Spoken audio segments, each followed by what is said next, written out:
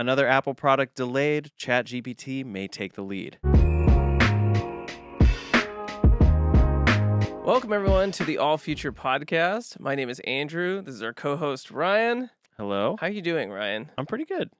Busy week, but I'm happy to be here. This is my last week in studio. Sad for a while. I might be trying to, satellite in from Europe or wherever else I am, but...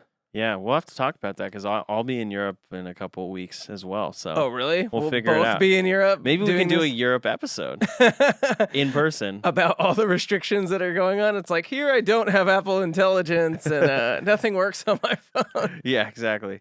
No, but today we're talking about a bunch of different stuff. So if you enjoy talking about or hearing about AI and robotics and Apple products and general tech throughout the week, consider subscribing because we're talking about it and kind of the bigger picture with a lot of this stuff. But first up, we're talking about a delayed Apple product, which pretty much at this point doesn't really come as a shock to anyone, and that's the HomePod. So this is the HomePod with a screen, the smart HomePod we've heard about for some time. And this was actually supposed to be like kind of one of Apple's next big products, but it is, a small market to a degree because it's HomePod. It's a home device and a home hub. And this render kind of gives you an idea, but here they just basically attached an iPad to a current HomePod. Is that just called HomePod or is it HomePod Pro or something? I forget the name. Of this device? No, but the current HomePod, you have the HomePod It's Mini just called and the HomePod, yeah. So this is like your home hub with a screen. And the rumor is, according to Mark Gurman, Apple is no longer launching it this year. Now, we've talked about how this was kind of inevitable because of the delays with Apple Intelligence stuff. And as someone who uses an Apple Home ecosystem, I can tell you if they do not improve the current capabilities with the voice assistant, there's no reason to launch a new product. Absolutely not. And I think that's exactly what is happening here. I think it's so weird that I can have a conversation with ChatGPT's voice assistant and it understands. I've never had an issue talking to it and it going, like, giving me back some kind of response that wasn't exactly what I was asking it for. Yeah. And it could be wrong, but it understood what I was asking for. So it just gave me the wrong answer. And it could be, not detailed enough where I need to go back and go, can you give me more detail about this? Yep. Or it could be maybe, assuming that I'm asking about the wrong thing. So you do need to clarify in a couple of words, but the fact that it understands me, or at least, I don't know if understands is the right word. It can hear the words that I'm saying and come back with some sort of prompt that is close to, understanding what I need until we get to the final product of what I need. Yeah. I'd rather have that conversation with Siri than do something like, hey, sorry for everyone at home. Hey, Lady S or whatever we started calling it. Play this song, and then it just gets it completely wrong and plays something completely different. Yeah, when the times that it plays stuff wrong, sometimes it's so wrong to the point that, you try to go, oh, I guess this kind of sounds like this. This kind of sounds like this. But sometimes, I would love to see the back end code thought that happened in whatever algorithm that made it play this song that is just, the title's different, the style's different, the genre's different. The artist is different and completely starts in it with a different letter, everything. It can be so wrong sometimes. Now, would you want it to act more like a ChatGPT style assistant where it goes did you mean this song or this song? And it gave you sort of a list of the things and you could just clarify and say it again. Would you rather that than it just auto playing the wrong thing? Yeah, because then you have to go stop and then it's it maybe sometimes takes a second before it stops and it's playing it at a low volume. And then you try it again and the same thing. And then you just kind of give up instead of having a conversation. And I guess even if you had a conversation and it was going to get it wrong, at least it's getting it wrong, versus it just now playing this by the completely wrong artist, Yeah, it is weird, and it does seem like that's where you would have to go with Apple Intelligence. It can't act like Siri when you add these LLMs in there, because again, LLMs get things wrong. Yeah. They understand, or they seem like, I can't just say they understand you. That's not an accurate thing to say. It seems like they understand you when they come back with prompts that feel like the right thing from a conversation, but it's really just taking your voice and going through an algorithm. Mhm. And so, yeah, I'd be interested to see like what this next Siri even looks like, and that if that's why, they're taking so long with it. Because this product, this HomePod with the screen, like you're saying, does not become more useful with the screen. There's a million products out there with the screen, the Mhm. Amazon Show, Google has one. They're all out there already. So what does this thing bring into the table that, like this thing that's not already there with one of these other companies? Yeah. Not much. I mean, just that it's in the Apple ecosystem. So if you have a bunch of HomeKit devices, then you're going to have something with a screen. I could see people wanting that product if they released it, but at this point it's been so long that Apple doesn't just want to make their version of the Google Nest thing or their version of the Amazon, I think it's Echo Show. Hmm. They want to do something different, which is why this is now being delayed to 2026 reportedly. So, Yeah. Now, you're very into the Apple ecosystem here. Would mhm. you get one of these for your house? Or let's talk about price, right? Because price Yeah. dictates everything, especially in tariff world that we're in right now, where we don't know what's happening with our products coming out of China. So let's say it starts at $1,000. I don't think it could start like maybe sub that, maybe $800. Like, so let's imagine that a HomePod itself is what, 400, and then like an iPad is around 330, 350. Mhm. These are just rough numbers. Don't come after me in the comments for whatever's updated. Yeah, it's 300 for the stock HomePod today. Okay, so let's imagine that you put these two things together and you get a price tag of somewhere in the 600 to $800 range. Mhm. Um, let's call it 700 because it's in the middle of that. Would you buy that product for $700? No. 700 is not worth it cuz ultimately the goal, I don't want to be controlling this with a screen. And then kind of the big thing that's so nice is that I'm never, I have access to the light switches across the house anywhere. But if I have to go to this central hub, it doesn't really make that much sense to me. And I'd rather just, pull out my phone and have a quick command for the things I use most often, like I do now. So I don't know, this would have to add a lot or add Siri, like smart Siri capabilities to my whole house as a result and kind of be like it's called a hub, but a hub acting as the LLM to enable all of that across the house. Yeah, definitely. And then the other question is like you already have iPad set up. I imagine a lot of people who are into like Apple Home Hmm. things do have iPad set up everywhere. Yeah. Or maybe not everywhere, but you have like one is the controller of your house and then one is the controller of something else. So you already have, iPads where you need them. Does like upgrading these things into one unit really matter to you? No, not to me. And I actually don't. I have one in the studio here, but I don't have one set up in the house. I was going to set one up, but it was more so that I could like click on my security cameras easily. If like someone rang the doorbell, I can just tap and immediately see who's there. But I don't have that set up. I basically just use voice commands and then I have a shortcut built in for like the main lights that I want to adjust or And that's my on your phone? thermostat. It's on my phone, yeah. Oh, okay. So it's always on me. Yeah, so it doesn't seem like that it makes things that more convenient that are there. Yeah. I imagine that you could sell this to old people, like, or people who are just bad with technology who want like a one thing to, a one unit device to take a FaceTime call, right? Mhm. Um, but the problem there too is like my mom knows how to use FaceTime. So they'd have to be really bad with technology that you need this sort of like video phone device in the house, like it's a landline phone. Yeah. And the other rumors about this device that not this generation, but a future generation will actually like have a robotic arm and the screen will be following you as you go, like watching you do things. So as you move around whatever this device, let's say it's in your kitchen, as you move around your kitchen, it'll follow you around for you. So you don't have to like hold your phone. You could be talking to someone and doing something else, Mhm. which starts to be pretty cool. But as you add a robotic arm, you add price onto the device. Yeah. Yeah. I I still think it has just the central location problem Yeah. because, like, if you think about it being $700, people that are willing to put that in their house probably have a fairly, like, many rooms in their house, at least enough that at certain times it's going to be far away. So then I guess you need multiple, but it immediately becomes like, do I need this more expensive version of this thing? I don't know. Yeah, definitely. It doesn't seem like an obvious choice unless it has some sort of features that we're not seeing that Apple can deliver that are just amazing, you know? Mhm. Um, I always thought it would be really nice to have an Echo Show or something, these things that start to be connected to your fridge or Yeah. like really just reordering groceries for you or all these little annoying things that start to pile up that these things can find for you. I think those are like game changer things that start automating your life in a way that is amazing.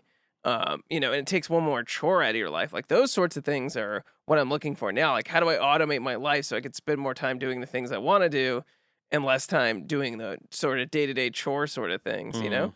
But I don't think Apple can deliver that. I think that's something only Amazon can deliver. Yeah, to have it that deeply integrated because they have Amazon Fresh and Whole Yeah, Foods and all that exactly. stuff now, and just their whole entire ecosystem is built on that. I mean, that's a big part of their Echo devices is being able to reorder things. Remember those buttons? Yeah, I like those things, but Uh-huh. I guess not enough people used them. Yeah. I had those for a couple or not devices, a couple products, and I thought they were super cool, but I don't think I ever clicked it. Like, Really? yeah, I don't think I ever actually needed to reorder in Yeah. time. I mean, Or at that point, I was like, I don't know. Can I trust that this is not just buying a marked up version? You know? yeah, it is that kind of thing where you almost have to have it like programmed to Hmm. order the thing that you want to and be able to go like, I don't want to buy it if it's not on sale or something like that. Yeah. I think I especially like having control over all those things because I grew up finding deals on everything or like just buying what's on sale and making something out of that. Hmm. So that's how I'm wired for all things. Yeah. Let me find the thing I want and then let me find it the cheapest, you Hmm. know? And so um, because I'm wired like that, most AI assistants, most Amazon or all Yep. these things, like I'm gonna find it cheaper than all these places do. Hmm. And I might go on some kind of risky site in order to do that or something like that, or order it from a what looks like a risky place. But usually they're just mom and pop businesses that aren't good at building websites most of the time. Hmm. And that can offer better deals than a giant retailer. Yeah. That's always a thing because we see a lot of demos where it's like, oh, it will buy a flight for you. It will automatically do this. And it's like, but is it just buying it for people who don't care about pricing? And it just buys whatever's available on, whatever site it happens to be plugged into. And then I'm like, but it could have been $10 cheaper on this other one. Yeah. And you could probably take some sort of survey before this thing, like Mhm. really starts making decisions for you. Like, what kind of airlines do you like going on? What does a high priced flight sound like to you? What does a low priced flight sound like to you? And so, with all those different little factors, you should definitely be able to figure out, like, this is my preference and just stay within my preference guidelines. And if it's gonna go outside that, just let me know about it. Yeah. Like we fly all the time in the band, right? And so I know how much a flight from LA to Miami should cost, for example, and that fluctuates throughout the year. And I fly Delta 90% of the time. And for this one flight, for this one occasion, we flew American, even though it was much worse, but because the flights were like significantly cheaper, like Yeah. $300 a ticket more expensive, and that across 5 people was like $1,500. It really matters, Yeah. to that trip to where if I could get it down that much cheaper, okay, that money just goes into our pocket or something. So Yeah. again, like that's an instance where it just doesn't make sense to do the norm because the norm is way more expensive than usual. Yeah, absolutely. And that's kind of the dream of the AI pin and all of these future devices where you don't have to actually engage with an app. It's connected to these things and it can make those types of decisions for you and learn from you and actually understand what all of those nuances are. And I think that will come in time, but it's all going to take quite some time. And it feels like Apple's probably not the one that they're at least not the ones that are going to bring it to market first, even though they kind of sold us this dream of Apple Intelligence being able to understand this whole thing and tell you, when your mom's flight lands because it knew what her flight number was and went and tracked it and all of these things. And it did it on device for you. That was going to be great, but we are not there yet. Yeah, So, and it looks like someone might be getting closer, and that's Apple's old designer Johnny Ive. yeah. So Johnny Ive, legend at Apple. I think he's responsible for all of the biggest designs that you can think of from Apple. He was the guy that designed the original iPod, I believe, iPhone, all those generations, the iPhone 4. He was there for decades. And then now he has co-founded a company with OpenAI's CEO Sam Altman, and they are potentially going to be acquired by OpenAI in a deal worth about $500 million. And we've heard kind of rumblings about this before, that they were working on something, and we knew about this. But this is kind of a big step of them actually working on some sort of AI project that's like a phone, but without a screen, because it's very AI related. Several thoughts here. Number one, uh, everyone hates Elon when Elon takes X and rolls it into XAI. This feels like the exact same kind of play, and but not as value anything valued under $1 billion here. $500 million to roll into OpenAI doesn't seem like super crazy. Mm-hmm. But it's hard to tell what they have. Like, do they have a product? Do they not have a product? Do they just have Johnny Ive?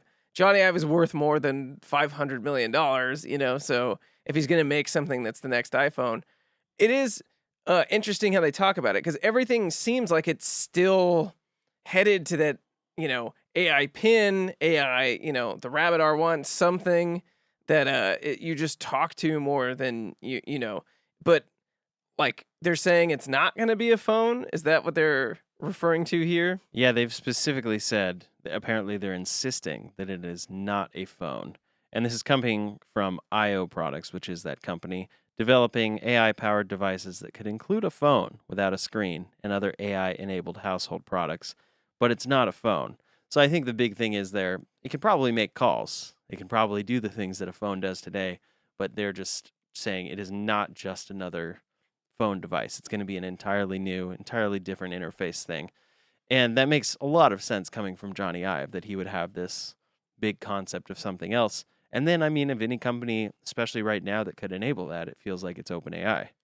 Yeah, it'll be interesting to see. I feel like their biggest competition in the space is going to be Google and Amazon, because they both have these things already. They are in the home ecosystem.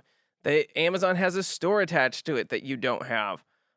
Google is Google and has its search engine and all these other things via Gemini that you don't have. It has an email client. It has all these things. So this is OpenAI again, like trying to claw at, can we be one of these major companies, or are we going to get sold out? We just had Llama 4 launched this week, Mm-hmm. and that's open source, and it's scoring better than DeepSeek as being open source. So you get these things out here that are like really good and almost just as good as your product. It beat 4.0 in some benchmarks, right? Mm-hmm. And so when you get these things for free coming from these companies like, Meta, how are you supposed to compete with free? Maybe it's a little better, but in a year, is it going to be Yeah. noticeable? Are people going to care? Like, Mm-hmm. what can your product do that these can't? And so, are you going to be able to sell people these like household devices? Are you going to be able to sell them these like phones that aren't phones? Are they really going to be ready for prime time? Yeah. Or is everyone just going to catch up in LLM world and Apple will just have their version of this later, Mm-hmm. Yeah, absolutely. It's interesting to see them, like you said, getting acquired by the company that the person's the CEO of, and he co-founded this. But it looks like it could be a full acquisition at this point, or it could be something that's more of a partnership. And then this article, of course, also details how Johnny left Apple in 2019, was still a consultant through Love From until 2022, but then their partnership officially concluded.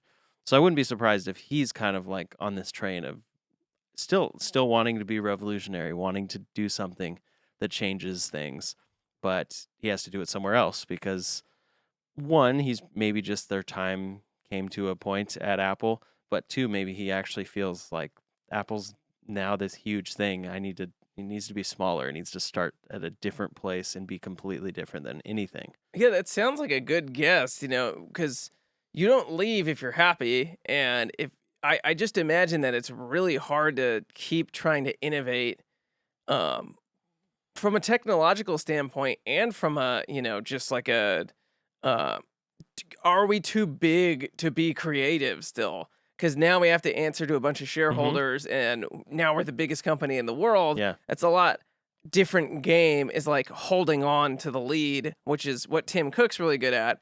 Not as much innovation, Yeah. but like still the biggest company in the world. and has held that title for years and years and years, and has consistently put up, double-digit returns every year. Yeah. And so that's its own game that's extremely difficult and should be congratulated, but it's not the same game as being extremely innovative and trying to create something new Hmm. and as revolutionary as something as the iPod or the iPhone. And I don't know, I feel like everyone who grew up in that era is like waiting for that to happen again. And I don't know exactly where it's going to happen again. It feels like the AI bubble felt like that's what we were going to see. And now we're starting to max out as far as how good things can get Hmm. without building like crazy amounts more infrastructure and Yeah. having crazy amounts more GPUs. And it's amazing. It's a better tool than the search engine. Like I use ChatGPT every single day. So, Hmm. but it wasn't, I wouldn't say at this point has not become like revolutionary yet. Yeah. It's still definitely, for some people it is, and they're using it in revolutionary ways, but we're still in the early stages of it. Exactly. And they kind of sold it in a lot of ways as this is already game changing. It's exponential growth. It's going to be game changing this year or next year. AGI is going to be only in a couple years. And maybe a lot of these things are kind of true, but it just needs to get distilled down to something that the general public actually wants, which is usually something Apple's very good at doing. Like taking something, waiting on something. I think even the iPod, there had been MP3 players. Then they sit back and wait, and then they package it in this way that it's like actually attractive to people, and they understand, and then they go, "Oh, I can put my music very easily onto this through iTunes," and then eventually download songs through iTunes, and they built that entire thing around that product. And same with the iPad. There had been tablets that were just a tablet and a touchscreen, but then they figured out how to make it this thing with the iPhone operating system and multi-touch and this whole ecosystem and make it something that you actually find that you need. So I think we're still waiting for that moment, no matter who it comes from, with AI as a whole. Yeah, definitely. And hopefully we get it in this, LLM sense. Mm-hmm. And to change gears, we're talking about this image generator. Now, Yeah. I saw this thing get sold very hard as well. Yeah. And it's why we're talking about it. And I feel like we got great results to share, but they're not good. And this is FreePic's new character generator. So FreePic is a website that does not host image generation itself. It farms it out to other APIs like Google's Imagen or Ideogram or Flux. But the thing that it offered that these other things didn't offer was consistent characters, and that consistent character could be yourself, Yeah. which is very hard for image generators to do. If you look at them, like it'll take one image and you'll go like generate another image of this guy just in a red shirt. It'll be a completely different guy, Mhm. And so that's what you're usually dealing with. And so unless it's like something very consistent, like an iPhone, right? Like it can make iPhones, but like as the second you go, okay, make it an iPhone 16 Pro, it's gonna have a lot of trouble with Yeah. that. Even though that like device, if you Google image it, there's like a million results for that. Mhm. So it should have an easier time with that, but it doesn't. Yeah. And so the sell here was that we take 15 pictures of ourselves in different angles and things like that, and that it would generate, a consistent character for us. And it did a job of that. It Some did of do these a are job good. of that. That is true. Yeah. But Ryan, you want to talk about what the first prompt was that you did? So yeah, the first prompt I did, well, I took photos all in this studio, and in this studio we have, of course, this setup, and then we have cameras and equipment and lights and a drum set. And so I asked it to do. Let me read this prompt. Ryan sitting at a red sparkle Gretsch drum set, playing with sticks in a jazz club in New York City with dim, moody lighting. Now, mind you, the prompts that we had seen on the examples were incredibly long. This was actually a lot shorter. So you were supposed to be able to get this specific, and this is what we got, like this first image. That does look like you. It That does did get your it- face very yeah, right. But interesting drums, but then, this is like a thing I have a shelf in the studio. Yeah, it's definitely not in a jazz This club is in not New a York. jazz club in any way. And it's weird because we didn't take pictures like of these things. The pictures are just of Ryan, Yeah. and these things like are just in the background, and then they just happen to make it in for some reason. Yeah. And like this is pretty good, but then when I look back at the photos I uploaded, like I'm pretty sure this is pretty much exactly the angle. Yeah, it just cuts So his head out. Yeah. it's not like it like took all these photos and made a 3D mock-up and did a really good job. It's kind of like was like, okay, let me use this photo and basically take his exact face and then make an image. And I mean, it has my jacket pretty accurate in this this photo here. That one was the best one. Let's keep going through a couple of these. Yeah, so I think we prompted it again to see this. I don't have a stick in my left hand, Now, but you know, this like all this studio stuff behind me. This Yeah, is like the space. This is not at all a jazz club with moody lighting. exactly. That was the thing it missed. Mm-hmm. Now let's go to some of my photos. My photos are a little more uncanny valley. Oh, that one's pretty bad. This is one of the worst ones, I think, because it looks like I'm holding an Apple Pencil, and then this drum set is just pretty unbelievably bad. Also, look at my eyes. Wow. and it's still in the studio here. It's not in a club or anything. We tried a couple more. So Now- this is with a different image generator, and it's all right. I think this one's called Mystic, and it's all right, my face and jacket and stuff, but same thing, you know, background. Still in the studio. Really bad drumstick. So now we did Andrew, and Andrew's prompt was Andrew standing in front of a building in New York City. I just make it way easier. Drum set's got to be hard for, anyone to draw who doesn't know what a drum set looks like. Yeah. That's very specific. So, no, that's literally like almost exactly a picture I took and uploaded. Yeah. In Ryan's studio still, with 2 doors in the background here. Yeah, and it's just throwing in other objects in like art on the wall. This is the door, basically, that we can actually see in Andrew's angle right here. Like, it's like literally one of the photos I took. Yeah, and it somehow doubled it up with. And this is what I'm wearing. Door. Like, it couldn't change the clothing of any one. So, but it actually got you in New York City, and this I can tell is an AI face. So it actually did it a has little that like bit of skin something. smoothing. Yeah, It's like a little off. Yeah, it almost feels like a filter though. It feels like a filter on the image, like those AI like Snapchat or TikTok filters you have now that smooth things out and make it look kind of AI. That's how this looks. I definitely should have smiled in generated. more I of don't these know. pictures too. I look like I'm so sad in all these. Yeah, I was gonna say something, but no. So we have this here again. Studio. The prompt was in front of the building, and this is literally like just one of the photos I took, but with more AI artifacting. Mhm.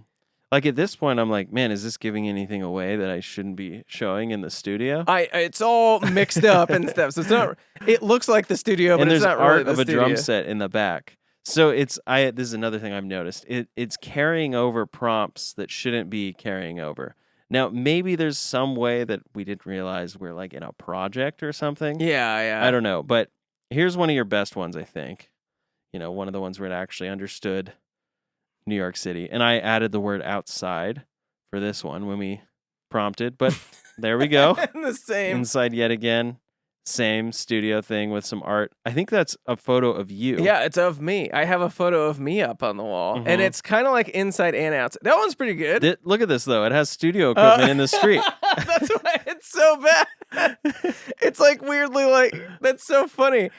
If you're going to do this, like the best thing to probably do is take pictures of yourself on a white wall or something like that, or a green screen, because if you take it with anything in it, it's just going to get in there. Yeah, it just uses it. Wait, this is an example of what it should have looked like.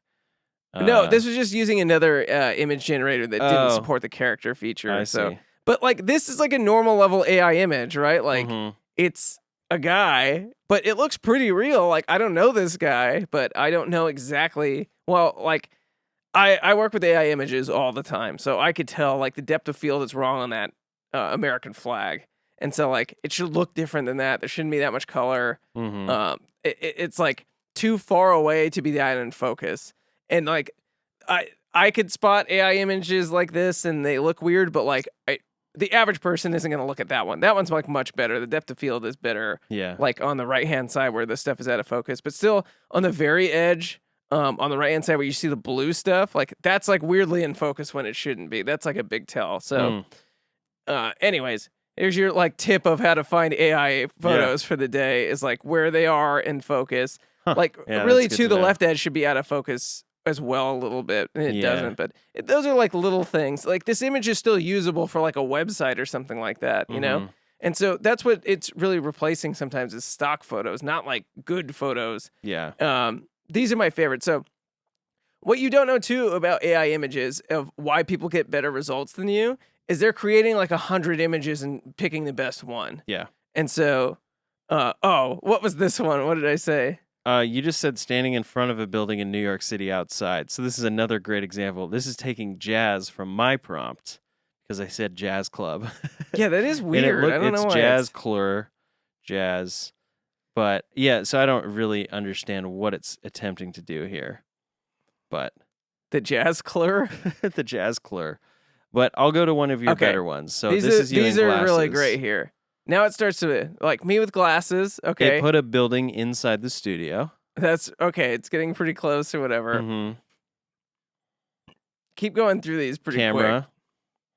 Camera. That's basically This like a is just the selfie studio, yeah. inside. That's okay. Decent. Okay, yeah. There we go. Hey, you really got a smile, man. I know. I look so sad in all these. Oh, wow. I look like a Benicio del Toro there. Here we go. Oh, wow. Am I wearing a turban? Yeah, they added a turban. Why am I like in India? I don't know. Outside in New York City. This is New York City, apparently. Like there's like a weird. Hold on. Go. Oh, go back to that other photo really quick. This one? Yeah. There's like something that looks Chinese in the background, like the gazebo has like very, arched roofs, and then we have Indian on the other side. Okay. Yeah. This is one of my favorites. I like that it changed my clothes at least. Yeah. Like it's not exactly my body type, and it's some weird selfie look, but Again, though, camera. that's so weird. So it really is going to use a lot of what's in your image. Like you said, yeah, maybe a green screen is what you need. But your whole image will turn out green. Okay, keep going. There's my favorite one. I think is at the end. Some of these look pretty good, except like for the cameras or whatever.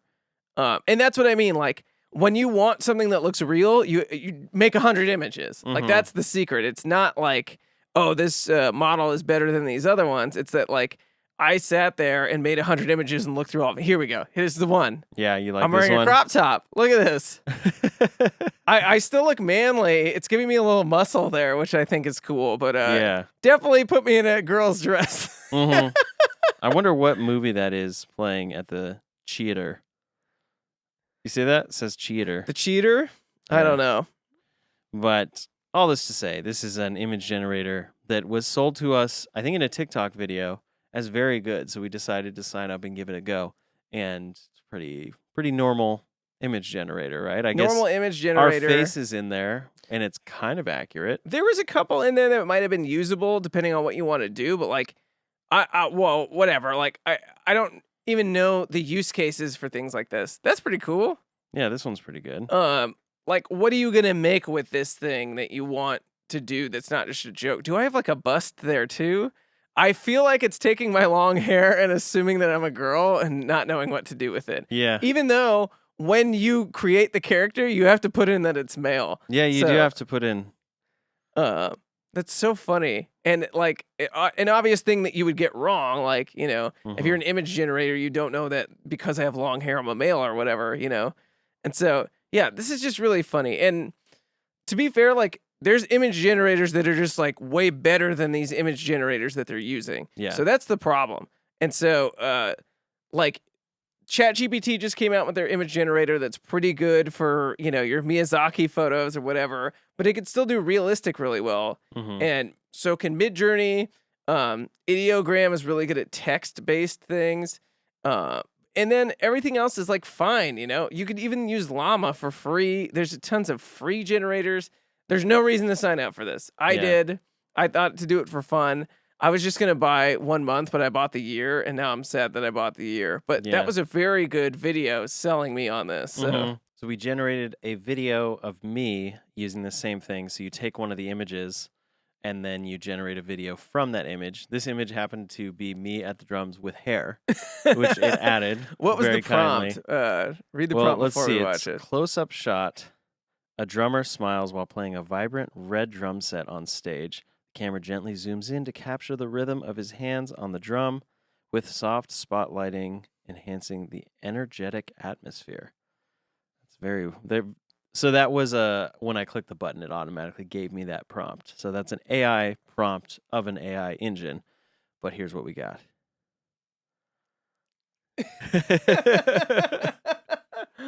Oh man, that's pretty rough. This reminds me of like the Will Smith eating spaghetti video, you know? And there's much better AI video generators out there. Like, I don't know if you could do it with consistent characters yet, or I don't know how to do that. I know there's Runway 4 just came out that we should play with on here at some point. But this is ridiculously bad and unusable. Look at that. The stick, whatever's going on with my hand, the symbols like logo changes, my face changes, my hair disappears. Yeah. A large amount of problems with this. It's pretty great. If you're listening to this, stop the video and just go watch this. And we did one of me in the dress, which is also pretty creepy because I show the rest of my body. Oh man. They play the whole thing again. Yeah. And what was the prompt for this? Because it's just sort of, you see the images moving in the background more than I'm moving in this. Those eyes are really rough. Looks like POV shot. A person stands confidently in front of a theater marquee at night, illuminated by warm lights. The camera gently tilts to capture the vibrant street scene and the bustling atmosphere, emphasizing the excitement of the evening. Yeah, this is such an AI prompt. And then we have that. I think the eyes are by far the worst part of this for me. Yeah, they don't move. It's almost like they're part of the photo. Oh, dude, check out that car. Sorry. What happened to it? Look at the car right here going sideways. And then another car just drives through it. Look, sideways, and then this car morphs. This is like out of the Matrix or something. That's wild. So, yeah, we were sold this AI engine and it didn't really perform. Yeah, maybe it's good at something that like we don't know yet. You have to play with it until you can figure out what it's good at. I might just make them and throw them on my Instagram or something for fun. Yeah, they are pretty wild and like very disturbing. But on the other side of things, we have one thing we'll mention real quickly, which is the Neo Gamma robot from 1X. We talk about humanoid robots. This one's pretty cool, I think, and we were talking about why it is that I like this more than other robots that are humanoid. I think it's because it's wearing clothes.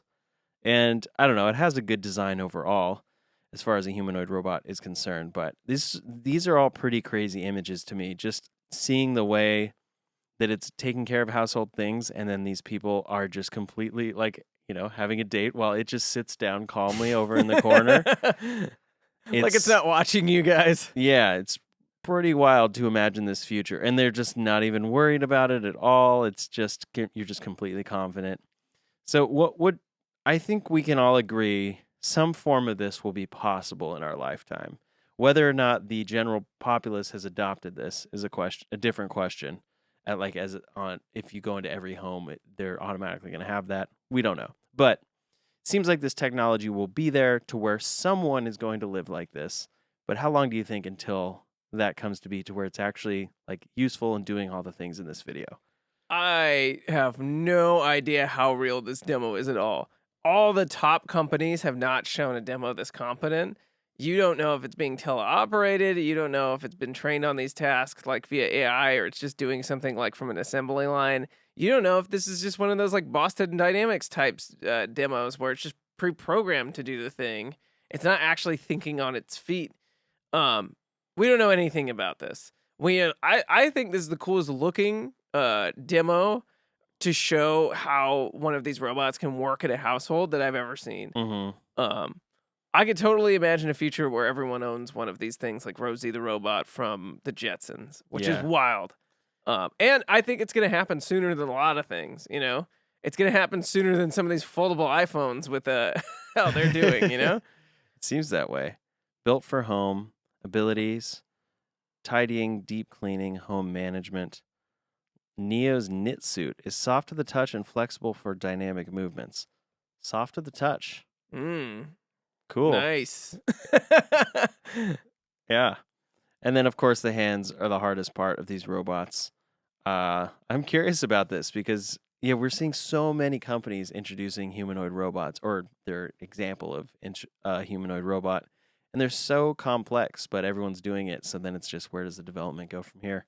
I'm excited about that. I'm a little more curious about humanoid robots than I am about AI generated video getting a fake video of me playing the drums correct.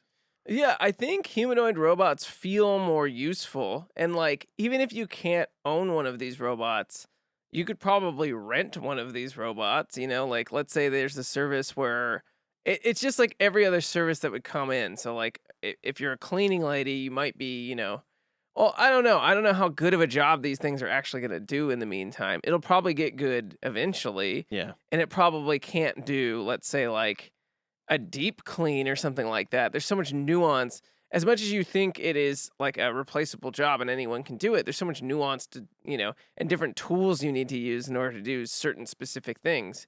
And so, yeah, I don't know. Like, could this thing like dust off your countertops and like move all your plants out of the way without breaking them? Hmm. Um, would you trust this thing around your kids or whatever?